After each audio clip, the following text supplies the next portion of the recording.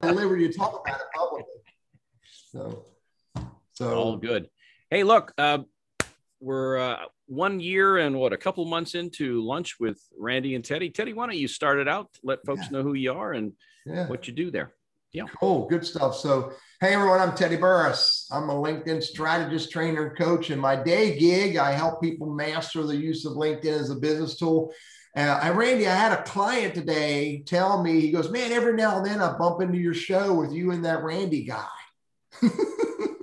Hey, you know, we're becoming celebrities in my own mind. But anyway, my business is all about social media as a business tool, predominantly LinkedIn, corporate training, one-on-one coaching, mastermind groups, webinars.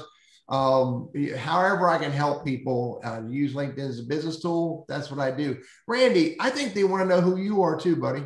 Well, I think so. And I'll tell you, in the triad, there may only be a handful of people that know more about LinkedIn than I do. And I did, I put you at the top of the list. So I always tell people, if Randy nor Teddy knows the answer, you don't need to know the answer either. It ain't worth it. But no, I appreciate the work that you do, because you help me, and I know you help hundreds of other folks. So all good. My job, Randy wouldn't. I work for Goodwill Industries of Northwest North Carolina and run our professional center.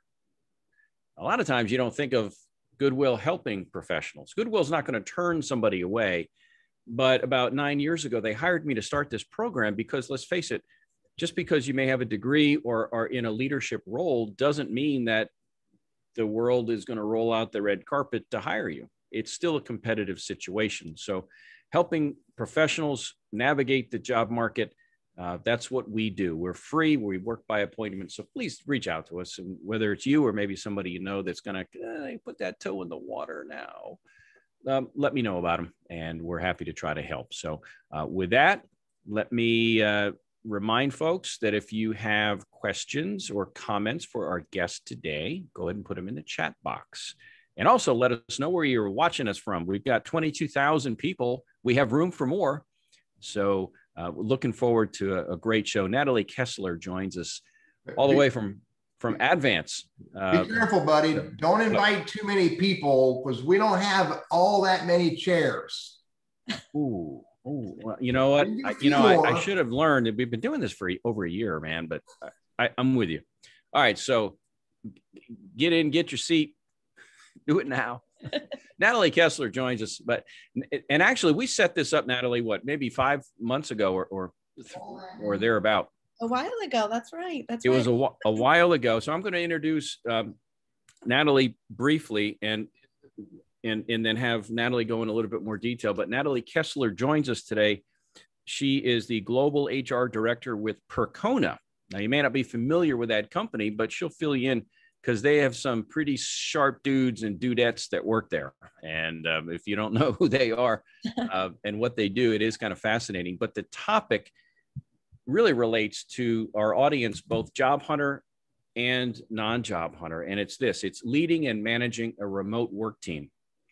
Because thanks to COVID, everything got pushed aside and pushed out. Everybody's working remotely, or most of us anyway, a lot of us are. And so, what does that look like if you are a manager, or if that's your next job is to move into a leadership role? How do you manage that remote work team? Because I don't think that's going to go away entirely. And so Natalie's going to join us. We've got a lot of good stuff to talk about. And if you have questions or comments for Natalie, put them in the chat box, and Teddy will monitor that. So, Natalie, welcome. Hope you're doing well. Happy Wednesday. So much. Happy Wednesday to you and Teddy. Yes, thank you. Thank you for having me. Yeah, it was maybe months and months ago that we arranged this, just a happenstance call with the two of us about SHRM, Society for Human Resource Management. And so we started talking a little bit about some of the things you get involved with, and maybe some possible topics. And boy, oh boy, this thing is so timely right now.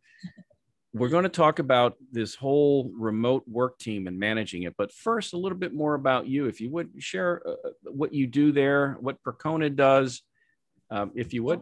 Yeah. Sure. So again, Natalie Kessler, I'm the Director of Global HR at Percona. Percona is a company that has database management experts, basically an IT company that manages open source software. and helps databases to run better, faster, stronger. So I'm on the HR side for a reason. I don't speak the technical language. It is, in fact, a whole other language there. But it's been a fun ride. I've actually been with them a little over 8 years now. Have you really? So this Percona, so if I could imagine, is there a software, is there a program or a phone app or something, or some app that I could look at that and go, hey, you know what? Percona had something to do with that. So Percona is going to be sort of behind the scenes. Think of it like, let's say there's a healthcare company with a big database full of names, addresses, phone numbers, doctors, medical cases, that kind of thing. And that database needs to run and stay available for the hospitals, right? That's the kind of thing that Percona does. We can do it 3 different ways. We could actually do it by support, where the customer would call in and get support from a support line. We could do managed services, where we actually manage the database for you. Or we could do the third option, which is consulting, helping you to learn how to manage your own database. Gotcha. Well, thanks for joining us. And again, we're going to talk about managing or leading remote work teams. I always ask the why question, though, first. What is it that got you pointed in that direction of HR? You know, HR for a long time has sort of been my path, I think. I'll say even growing up, my father was the EVP of HR for a retail company. So I had early experience, at least observing him, watching him, what kinds of things was he dealing with, and really focusing on the human side of it, right? Keeping people functioning, allowing them to do their best work, giving them the tools, resources, services that they need to do their best work and be their most productive, happiest selves, really. Good deal. I remember back, because I'm much older than you are. Just, we're not going to say how much older, but I remember they used to take the old guy in the company and stick him in the personnel department. And that's what happened in HR. It's like, oh, he's not ready to retire, but we kind of want him to go off to the side. It was just sort of I'll call it a make busy kind of job. And it's really evolved over the years for anybody that's thinking about HR. There's so many tentacles around that. Really are. It's really partnering with the managers of the business, again, to provide the services, the resources, the tools that they need to be productive for the business. You know, you say HR business partner, it really is a business partner that can affect change. So what we're going to talk today, I don't think is limited to your role in HR. This is more universal. If somebody is in a leadership role, and let's face it, companies are global. We've got locations across the country, globally, or even just locally. You may have workers that are not physically in the office. They may be 10 miles away at their house, but they're still employees and they're still not on premises. So this is not an HR issue. I didn't want to have people think this is HR focused. This is broader. And so let's start off really, what are some things that you can identify that you see that really have helped you to become successful in managing remote teams? You know, managing remote teams can be tricky because it's not really for every type of personality. It does take a special type of personality to do it successfully. It takes really strong communication. It almost takes over communication. Say it once, say it twice, say it 17 times, by email, by Slack, by voice, by chat, by Zoom, right? It is hard to over communicate your message. On the other hand, managing a team, you have to have the right tools in place to keep everybody together. At Percona, we use Google Docs quite a bit, which is a nice, simple tool.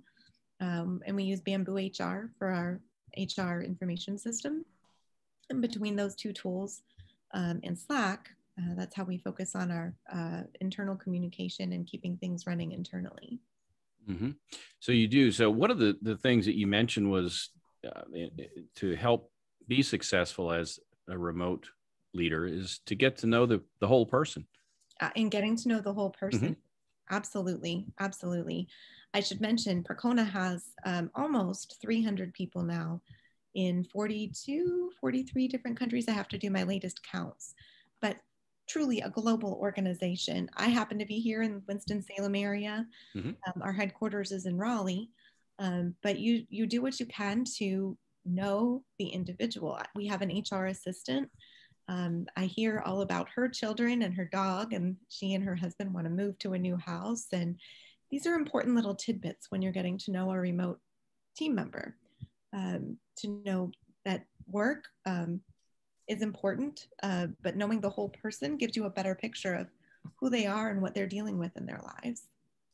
What is it do you have a system, or, I mean, because you got people scattered across the globe, and how do you track all of this info? Again, there's privacy issues and everything else, but how do you know when my kid's birthday is, or what my favorite I gave it away. Red Sox, what my favorite baseball team is, that kind of thing. How do you track that in a company where you've got people scattered and you don't just see them in the water cooler room? You just, how do you manage all that process? You're absolutely right. There's definitely no water cooler. What we have is special interest groups in our Slack chat. Slack is one of the chat tools that we use for internal communication. And so we have special interest groups, those who are interested in books. We have a lot of intellectuals at Percona, those who are interested in gaming or cooking and food. Who doesn't love a good meal, right? From around the world, you get all kinds of fun recipes. So that we have some of those human elements there. In fact, we call it culture first. We've sort of branded it internally to be able to focus on connecting as humans, right? I had well, he's become a good friend over the years, but he was a client of mine years ago. He was in operations and of a multi-million-dollar huge manufacturing facility. He made a point to send a birthday card to each employee and to seek them out a day or two prior to their birthday, because they usually take their birthday off. But he would make a point to do that. And he would also make it a point to know everyone's name. Now, granted, they're all under one roof, but the point is that he showed and took the initiative to do that. And it's hard to put a price tag on, I guess, what I'd call that camaraderie or that culture. And it becomes even more, I think, more difficult when I can't eyeball you. I can't see you in the hallway, or you know what I mean? And now, true. How do you keep up with that? So it's good to hear that. Are there other things, I don't know, maybe not, other events or other things that you do that kind of help to gather that intel and keep people tethered? Absolutely. We're doing this Friday, we're doing a cooking show, 30 minutes, where someone from Canada, one of our Canadian team members, volunteered to make us Vietnamese summer rolls. Everybody can go out, get the ingredients, and cook along for that 30 minutes, right? It's a break. It's a mental break from the grind. And we encourage that. It has nothing to do with business, but everything to do with connecting again. As you. I'm kind of curious. I'll use the word apathy or disconnect. I don't care about cooking. I'm a bachelor, man. It's nachos, pizza, beer. Well, no beer. I don't drink, Teddy. That's right. That's right. But it's simplistic. Where I'm going, I guess, kind of is, how do you have other ways to kind of draw people in, or I mean, because you're always going to have the people that kind of who's that guy on the Love Boat that used to get all the events going and all that? You've got those people that they want to be involved with everything, but how do you kind of round up those lost sheep that are out there that just kind of they're employees, but they're really distant, if you will? Well, how do you you're do that? Right, because there are quite a few lost sheep. Remember, I'm in the Eastern time zone, but how much of our staff is on the other side of the world, right? Yeah. So what do? We have cultural spotlights where we ask them to volunteer. In fact, we have an India cultural spotlight. Our Indian colleagues are putting together like a 30-minute presentation on their food, their culture, their holidays they celebrate. What does the country look like? The population? How have they been dealing with COVID? So that's one way that we do that. We also have like an adventure club where people who go hiking, for example, will send pictures of their hikes to each other. So you'll find an interest group that's right for you. Maybe it's crafting. Maybe it's, like I said, gaming. We certainly have channels for like Espanol, if Spanish is your first language, your native language. We have a Russian language channel. Not that I speak Russian at any proficient level, but yeah, you're going to find a way. You can find a way to connect. I got it. Now we're seeing some questions in the chat box. So Teddy, I don't know if you're ready with any of that. Let me know when you are. Yeah. So a couple of things came up. I asked, has anybody been working remote? And a bunch of people responded back and said, yeah, I have had work remote. And, I said, so what's the biggest challenge? And Christine says, making sure people were productive and making sure we're able to support them remotely and supervise them remotely and training supervisors how to supervise remotely. That's a big challenge. And also allowing people to have their own schedules where relevant and appropriate so they can, manage their child care, et cetera, and using video as much as possible. One of the things that I do with a 100% virtual business is I don't do any training or any coaching unless your freaking camera's on. I love it. I love it. Yeah. For all of my onboardings, certainly that day one orientation, I require the camera to be on. I want to see you. I want to see your space. I want to see how you're set up. I want to see your smile. I want to see if you're confused or don't understand something. It's interesting. We've had at least a couple of times we've had guests on talking about remote etiquette, Zoom, whatever, and backgrounds and just, but the value of having the camera, even though I can't see you, I can make eye contact when you're talking. Even though it's a little distracting, I'm looking down at you.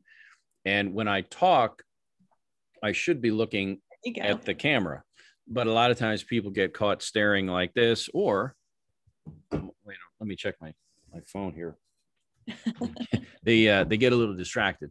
So a lot of things that go into that personal touch, and that's a little bit tougher when I can't sit across the table from you and really see the body language as much and the facial expression. So, and I know Goodwill does the same thing. We strongly encourage our folks in our team meetings to have their camera on unless they're interrupted by some other task that they have to attend to.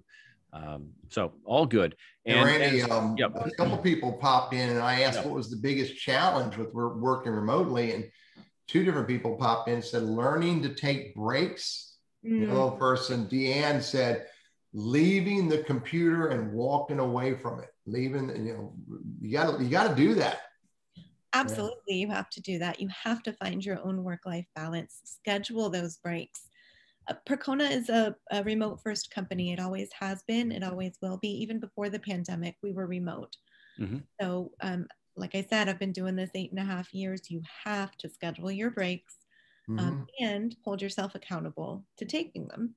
I need to do better with that too. I know I tend to sit here. You have more, Teddy, I think. One more thing. Yeah, absolutely. Lauren Tews was the cruise director. Oh, yeah. Julie McCoy. And the bartender was Ted Lang, who played Isaac Washington. Yeah. And the skipper, Gavin McLeod, just died about a week ago. Merrill Stubing. Yeah, he's gone now. So Teddy, that just tells us how old we are. Or how fast I am on Google search. Well, let's move on to another talking point. Lauren, is it pronounced Tweez? Okay, I messed that up. Lauren, I'm sorry about that. So her long lost relative wanted to correct you there, but all good. Hey, another area that you mentioned earlier when we were putting together some ideas for the show dealt with defining your communication channels and making sure that they're working properly. What does that mean? What do you mean there?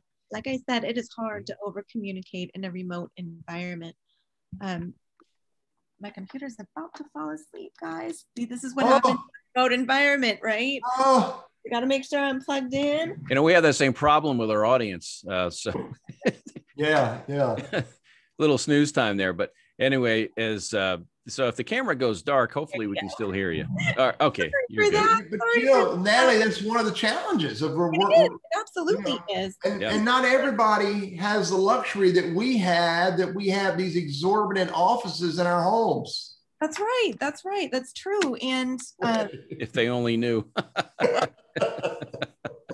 And I'll tell you, there's nothing like having one of those really serious HR conversations about somebody's future and well-being while there's a 5-year-old and 2-year-old running around and screaming.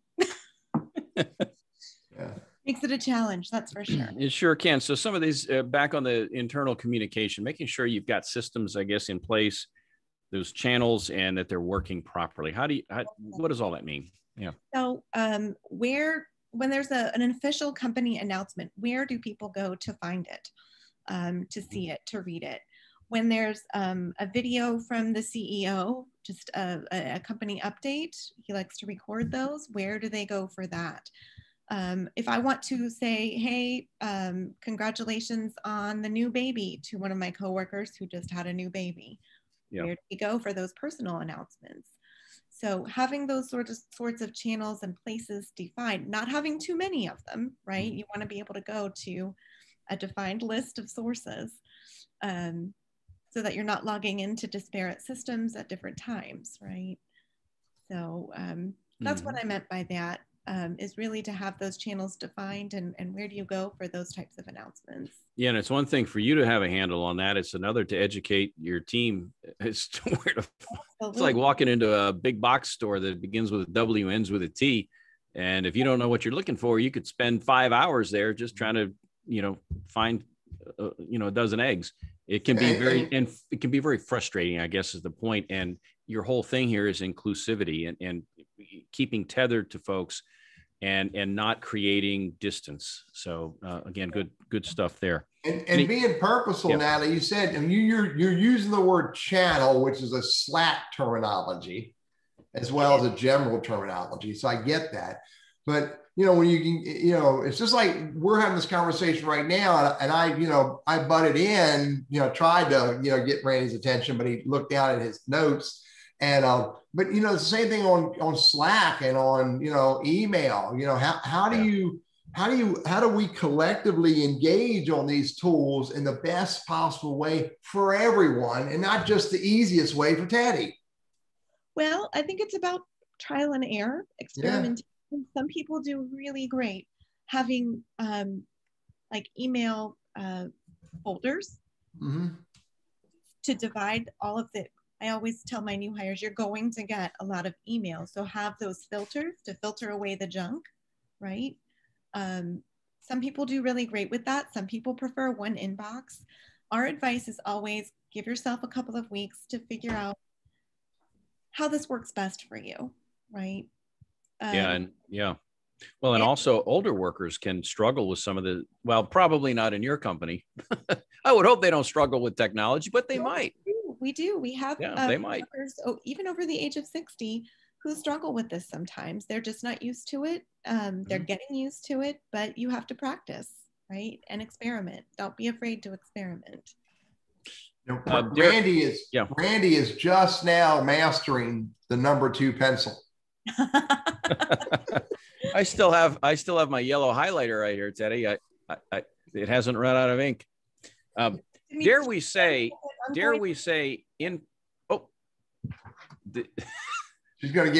got something to share with us. Okay, I wondered if one of her kids pulled the cord out. To fall asleep. There you go. It wasn't plugged in again. There you go. We're good.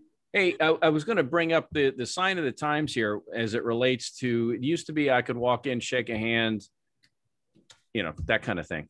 And so we've talked about this remote work team scenario, but you talked about in-person meetings and offered an interesting suggestion about how to accomplish that. That's right. So in-person meetings, they're critical. You build that rapport, you build that relationship. What do we have with each other in a remote world but trust, right? So go out for coffee, go have lunch. Every holiday season, in the December timeframe, we actually offer a little stipend to go out and have your own holiday lunch. Right? It's a holiday celebration with a group of team members that might be in your area. That makes it a little a little bit easier, right? To have those connections, to meet human beings. We're not just usernames, right? We're actually humans again. And this has real business value. This is not just HR fluff, right? This helps us get to the bottom line and partner with each other. So, and I know your structure may differ from other companies. I mean, you're sitting here in North Carolina and you've got 40 some odd other countries out there. Do you have people like you who are kind of the, hey, let's go have a cup of coffee, or let's, go to some restaurant? Or do you have people like you who take the lead in these remote environments? We absolutely do. Do you? We do. Yeah. So we actually took a pulse check survey, like our company engagement survey, a couple months ago. And of course, that was still while COVID was hot and heavy, right? Now that we're slowly getting out of it, maybe it's a little bit better. But one of the themes that we identified is the need, the desire for us to connect with each other. Maybe we travel for team meetings, maybe we travel for conferences, but there's a number of reasons to visit each other. Next week, I'm actually going to our headquarters office in Raleigh, for example. So that'll get me out of the office, out of my home office, right? And being able to see some, we call ourselves Perconians, being from Percona. Yeah. Percona, huh? Anything, and Teddy, jump in if you see in the chat box, if you see any. Christine said, it's hard for older workers that might not be used to all these new tools. And so having mentors to help them or guide them would be beneficial.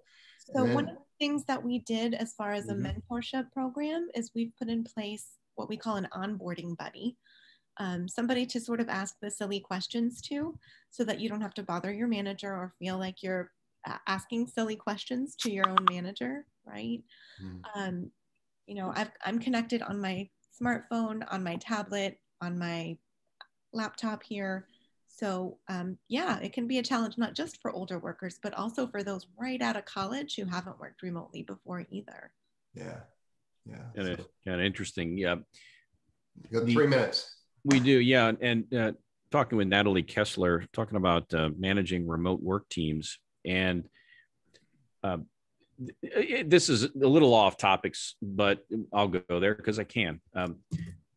One of the things with Goodwill that we talk about is how we can help bring hope to people who maybe feel lost or don't have the tools or don't have the confidence or don't have whatever. And one of the things you mentioned in your notes was giving your team something to look forward to or to hope for or to anticipate.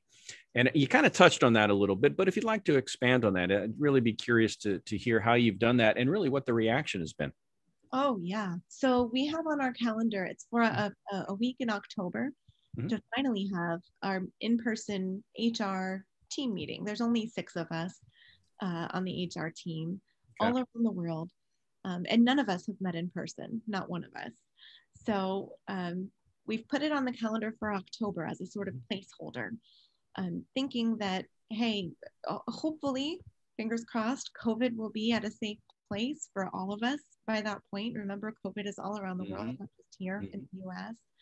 And in some places, it really is so much worse than it ever was right here in North Carolina, for example. So it's something to look forward to, something to dream about. And so we've had a lot of fun actually dreaming about, okay, do we want to go to the Caribbean? Do we want to meet in Hawaii? Why not dream a little bit, right? Of course, none of those things will probably happen. It'll probably be in Raleigh. So you didn't pick Yadkinville? Yadkinville, there you go. Well, yeah, or if your suitcase is big enough, I can kind of go like that. That's right. I could tag along and just, add to the enjoyment. That's Teddy, right. Yeah, you Hey everybody, this is Teddy Burriss. You're on Lunch Conversations with Randy and Teddy. Our special guest today is Natalie Kessler. And the conversation is in the context of working in and managing and being a part of a remote workforce. So thanks for joining us. And Randy, back to you, buddy. Yeah, if you have comments or questions for Natalie, please put them in the chat box. Our super expert chat box manager extraordinaire, Mr. Teddy Burriss, will take care of business on his end.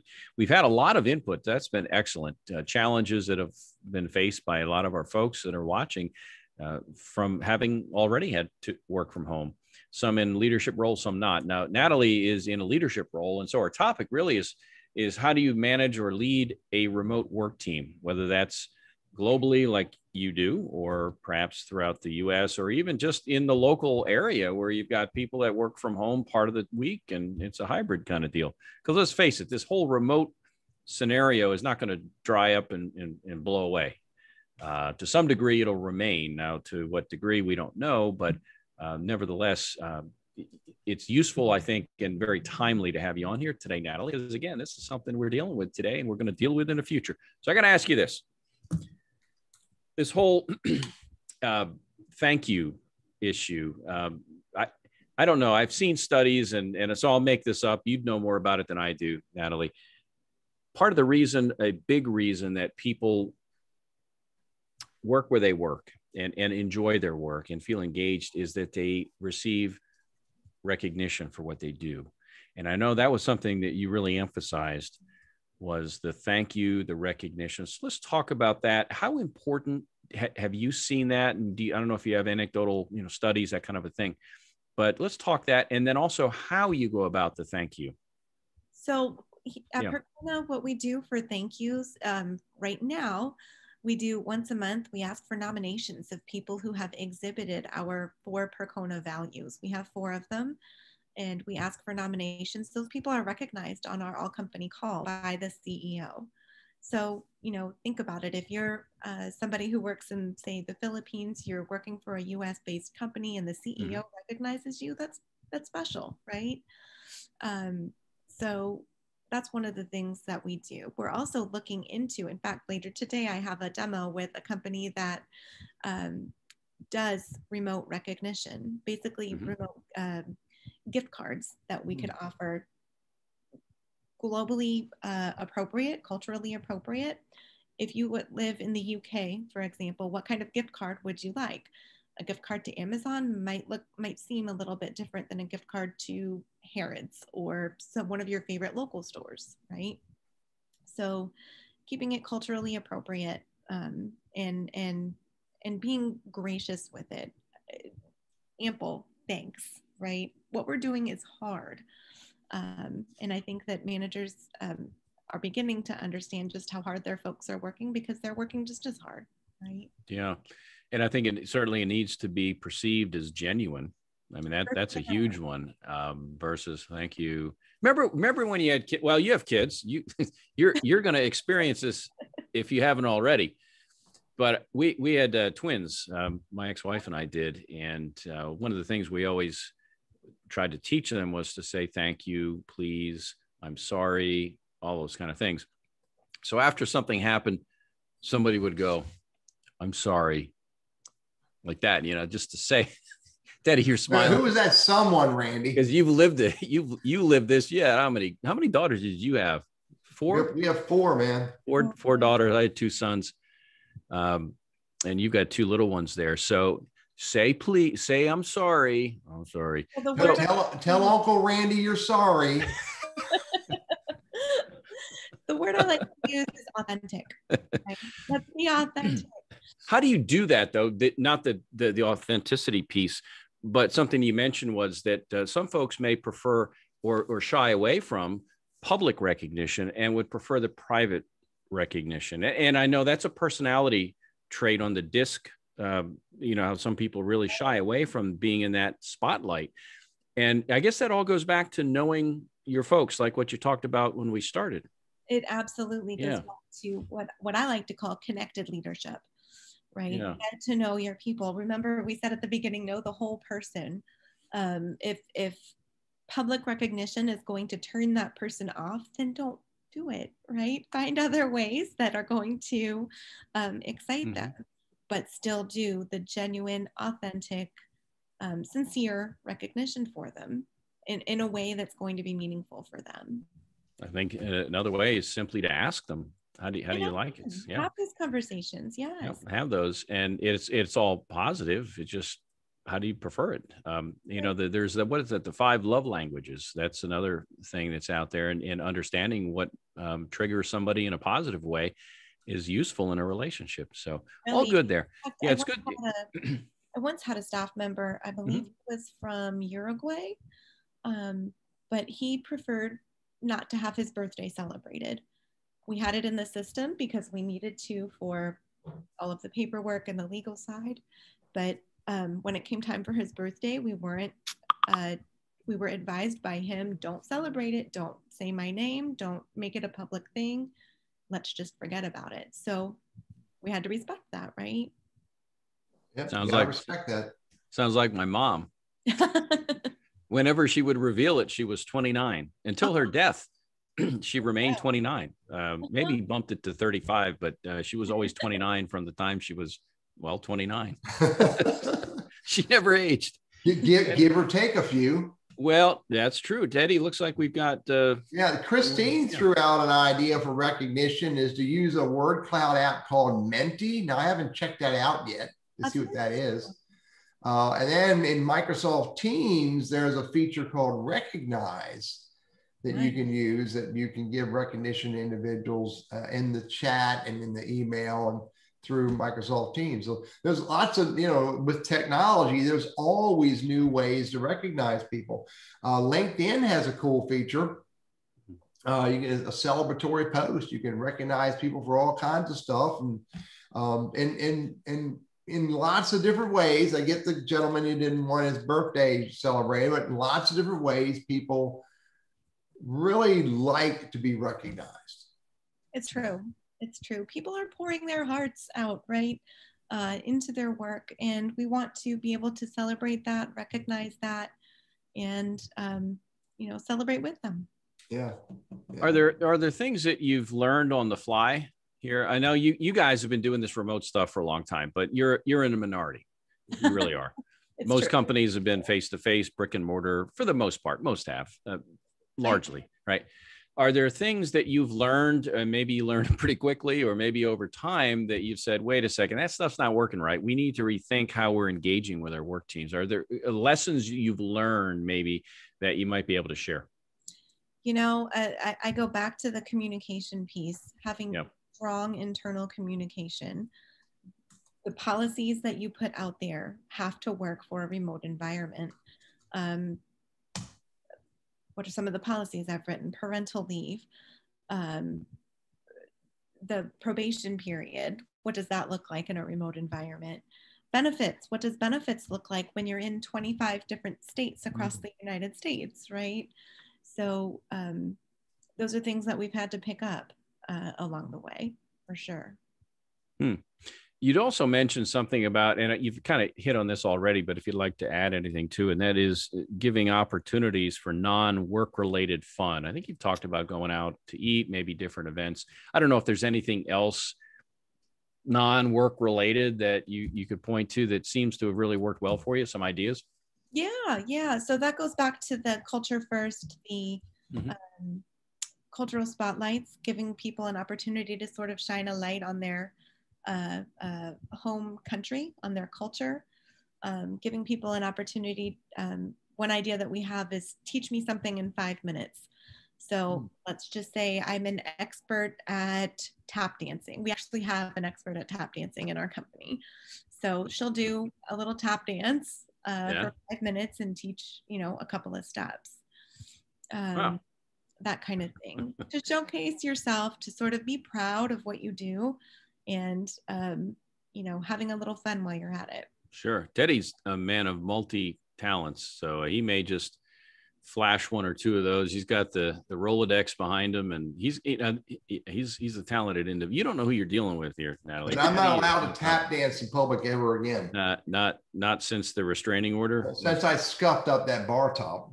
I'm loving your home office, Teddy. One of the things that we say, and see, Randy, you've just got like a dark screen behind you. But one of the things I like to say is to personalize your home office. Here I've got pictures of my kids, flowers, but I've seen like Star Wars action figures, completely decked out in Star Wars action figures, because that's something that moved that individual, right?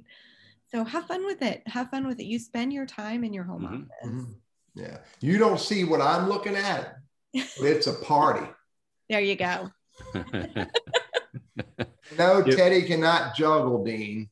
He juggle and magic at the same time. Yeah.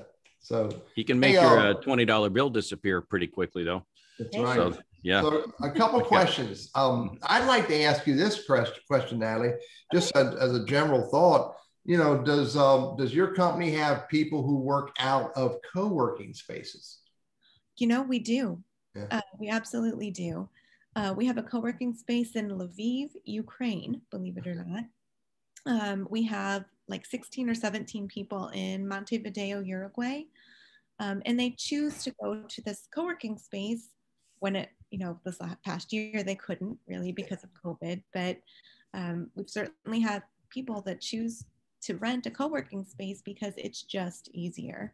I mentioned the kids running around, right? The noise, maybe you don't have enough space in your house, right?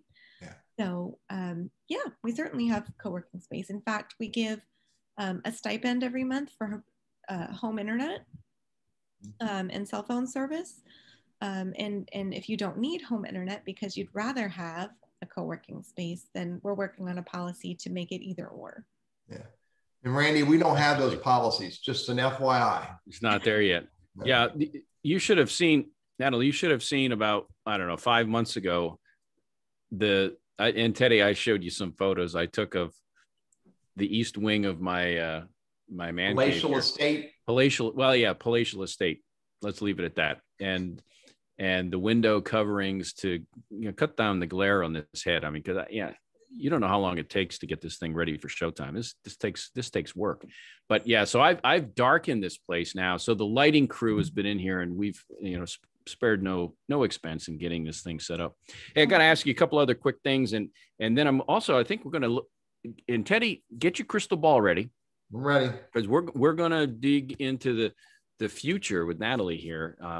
Pick her brain a little bit about where things are headed, but I do want to ask you about the mental health and the well-being piece.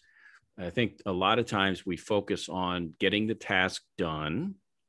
And we've also heard guests talk about take care of yourself first. So Natalie takes care of Natalie first. But in your role, I'm not saying you're like a mom, but I mean, you kind of are in some ways. You handle the issues and hear all the complaints and have to, a lot of things you got to do that are personal in nature, point being. And how do you address or contend with the mental health, the well-being of these remote workers? I think it's about, going back to connected leadership, getting to know those individuals. And how they respond. Remember, these are software engineers. They don't talk about their feelings, even with their closest family members, right? Very closed off individuals. And, if it's not me that they feel comfortable talking to, that's fine. I'm happy with that. I'll see who can I connect you to that you'd be more comfortable with. We actually have an EAP program, an employee assistance program that I can point them to. Mm-hmm. I just want to know that they're getting the help they need. Certainly, we've had cases where that's necessary. Seeing a lot of burnout, I would imagine, too. Oh, yeah. Yeah. Can't leave the computer alone. It's there. Like somebody had pointed, was that Christine had pointed that out, just overwork and feeling burned out and detached. And how has that impacted, and you don't have to go into detail here, but your thought in terms of turnover and churn in them. I mean, these are sharp cats that you're working with. These guys and gals probably have a lot of marketable skills. Let's put it that way. And they could pretty much write their own ticket. You're absolutely right. Yeah. So what is it you're doing to help retain these folks? That's a great question. We're from the Pulse Check survey that we did a few months ago. We're coming up with different programs. We have these little shots of motivation, we're calling one of them Friday, FRY day. Okay. Free Friday off. Enjoy your 3-day weekend. Just 2 of them in August when most of Europe is on vacation anyway. Yeah. Mm-hmm. And that way you come back on Monday and the rest of the company has also been out. So you're not overwhelmed with 700, 800 new emails, right? Oh, yeah. Oh, yeah. Hey, that's cool. Teddy, are we going to implement that policy in our I can't do it, Randy. burgeoning conglomerate that we're piecing together? No? You know me, dude. I'm the hardcore HR guy. Do your job. Keep doing your job. I'll let you know when you can take a break. Hey, here's one other talking point that you'd brought up a while back. Then I'm going to ask you for your, I think, a look into the future and where you see remote work heading. And you said, remind folks to calm down. Oh, calm down. Everybody just calm down. Everybody just calm down. In fact, I don't have it on anymore, but I used to have a Zoom background that says, everybody calm down. And I would flash it up at the right moments, right? Everybody just relax. It's okay. We're all going through it. Everybody is going through something. Everybody take a deep breath. It's okay. That works in a workplace. I'm not sure that'll work with a spouse, though. Maybe not. Well, Teddy, you're shaking your head. Yeah, I'm not going to happen. Calm down. Calm down. Take it easy. 43 years later, and the number of times that rolling pin has been flown at me. Sanella asked this question, and maybe Natalie has a perspective on it, maybe different than Randy and I. Is what's your take on virtual backgrounds? I mean, I flashed up my virtual backgrounds just playing around in a business setting. What's your opinion of these? Personally, like this one, I love them. I think it shows a little bit of at the right time, right? I think it shows a little bit of personality. I used to have one that was a stage, like a Broadway stage. We have some, where did you want, one of our assignments at one of our HR team meetings was to come with a Zoom background. Where would you take your first post-COVID vacation? So of course, everybody went to the beach, right? Or somewhere in Europe or some amazing tropical location. I think they can be really useful. We also use them for a little bit of marketing and advertising on the talent acquisition side. We have backgrounds that are specific to Percona, and we have them so that employees can download them and use them as a sort of, hey, remember, we have careers.percona.com or Percona Live, one of the conferences that we host. We use it as a little bit of advertising in the talent acquisition space too. Interesting. Are you seeing my immersion screen? I'm seeing white. I don't get it. So, Randy, are you seeing the full immersion, or are you just seeing the boxes? All I see is white behind you. Yeah, it's broke. So, one more question, then we're going to ask you to give us some takeaways from today, if somebody's watching and wants to implement some of this stuff. But the crystal ball, Teddy, you've got a crystal ball there. I know it's high price, high end stuff. Again, it spares no expense. But if you had to, and you've been at this game a long time, Natalie, I mean, so you've been working remotely, and a lot of folks have had to, by COVID, dictating the game has changed, folks. A lot of folks have had to adapt to this whole new world that we're in. That's true. But where do you see this headed? What we're seeing specifically with talent acquisition is that working remotely, it used to be that working remotely was one of the benefits that Percona could throw out there to really get people to join us. It's not the benefit that it once was, because now everybody's working remote to some degree. Mm-hmm. And the people who aren't working remote are probably not interested in our company anyway. In fact, my husband, he works for the local city government, right? So that's a type of role that is a challenge to do remotely. So if I had to say, what does the future look like? I think it's a hybrid approach. I think a lot of workers will be in and out of the office, on some sort of a schedule is what I'm thinking. I don't think the police department's going to go to remote work. Probably not. No, not through Teams or Zoom. So probably not. Teddy, I'm with you. But Natalie, I'm with you, Randy. I do believe that we've discovered new ways of doing things that we were resisting for many years, and now organizations and across every industry and every role is discovering, wow, we can do this stuff. So my 75-year-old father figured out how to use FaceTime. right? Yeah. So there you go. I say anything is possible. Yeah. And Robert reminded me that, wait a minute, police are all remote. They're in their squad cars or on their bikes, they're elephants or they're giraffes, they're camels or whatever, based on the country that they're in. It's true. Yeah, there are certainly types of roles that just can't be remote.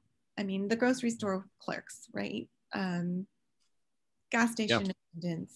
And we're finding that too with Goodwill. We're having a devilish time trying to find workers in the service industry, working retail, same thing with the restaurants, that kind of a situation where you're customer facing. So while there's this turnover tsunami, and I'm going to host a Goodwill webinar on that actually coming up later today. But yet on the one hand, there's a lot of churn in the marketplace, in part because people can work remotely. And so why do I need to stay here in Winston-Salem and work for a company when I could stay in Winston and work for a company out of Raleigh or out of wherever, right? And so those are things that have changed the dynamic. We'll talk, that's going to be what I'll talk a little bit about, Teddy, here as we wrap up. But I want to ask Natalie Kessler to give us a few takeaways that you'd like folks to have if they're leading teams now remotely or they're likely to do that in the future. I would say good, strong communication. Again, I keep going back to that. You mentioned an anchor, right? Be the anchor for your team. Have them connect to you, you connect to them. Be solid on the ground together, right? And hold yourselves accountable to those one-on-ones. Even if they are by Zoom, have them connect. And if you don't have anything to talk about, just talk, right? Just talk, make jokes, have fun with each other for a few minutes, and then go on to other things. Just ask a question. That's right. Just ask a question. How are you doing? What's going on? What's happening in your world? What was your first wife's maiden name? There you go. Oh, let me write that down so I can hack into your Facebook account, Teddy. So, yeah. Well, and your bank account and everything else. Yeah. Anything else you'd like to share, Natalie, about the future of work, remote work? Anything? I think, everybody has been buckled up, right? It's going to be a ride for a while. Keep your seatbelts on. But I think it's possible. I think there are so many new opportunities that we've discovered. We are a resilient human race, I think, and being able to find those creative ways to keep on keeping on. Appreciate it. Been a thing, yeah. Natalie, hang along with us for a few minutes. I'm going to share a take on what you mentioned and maybe just a little story behind that. And then Teddy will do that. And Teddy, you'll introduce our guest for next week. But again, we've enjoyed having Natalie Kessler with Percona. She's the global HR director there. And you've got workers in 42, 44 countries. So it's not just, Yadkinville and Clemens and Winston and Greensboro, but this extends all over the place. So one of the things that I got in talking with you, and I think back, because again, like I said, I'm older, is how we've adapted to change. Now, whether it was forced on us, like with COVID, but sometimes, that necessity is the mother of invention kind of a thing. And I think back to the days when we had the typewriter that Teddy has behind him, and we had that phone. And when we got an answering machine, that was a big deal. And I can remember, I don't talk about change. I used to be on I know, Teddy, this may sound weird, but I was the chairman of the elders, deacons, and trustees at a church in Ohio. And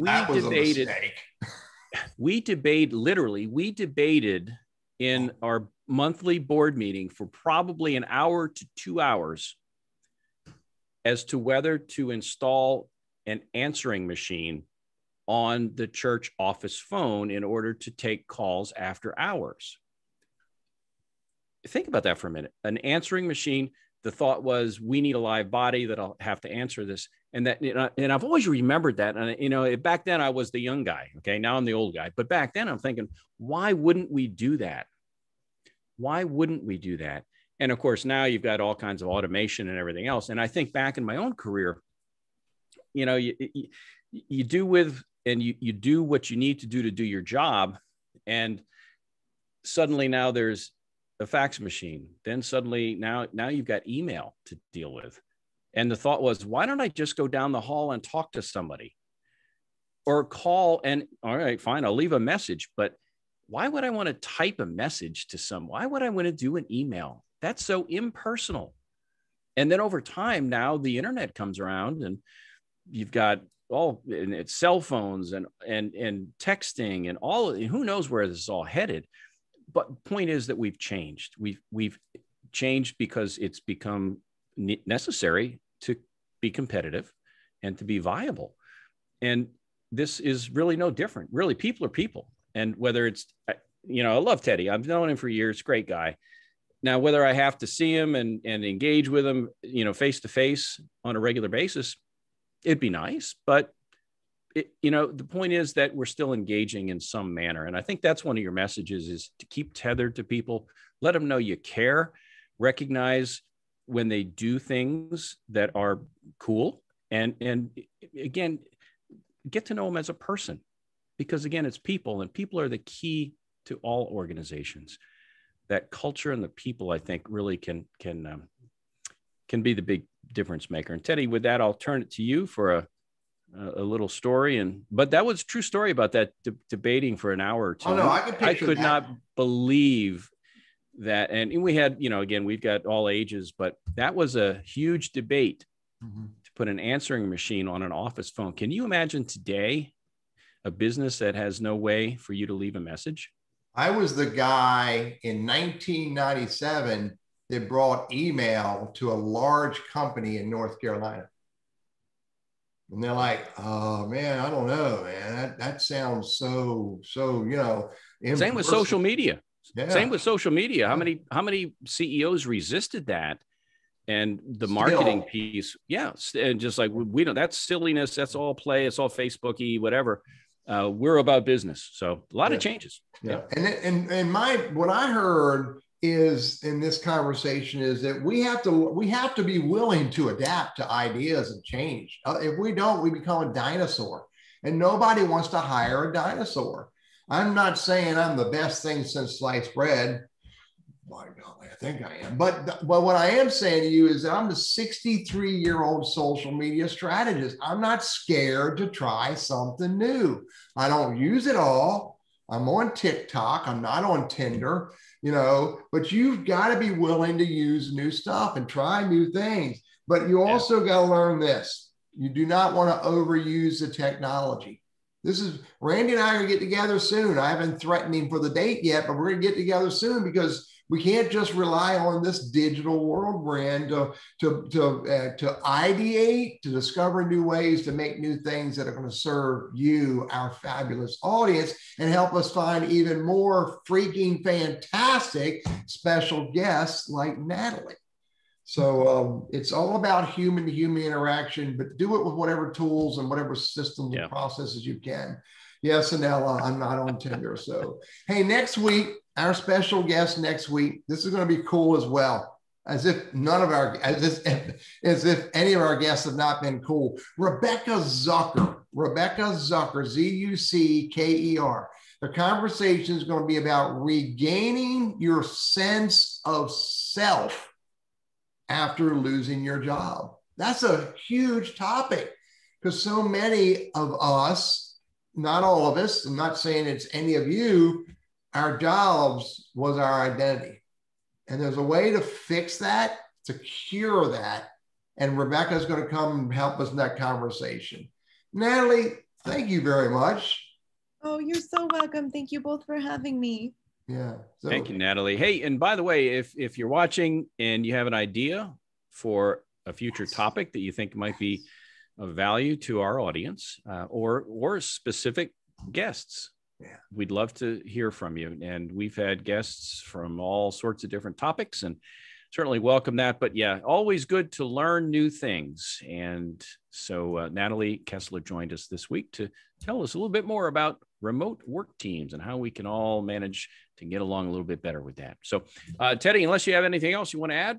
Look at this, dude. It's 12:59.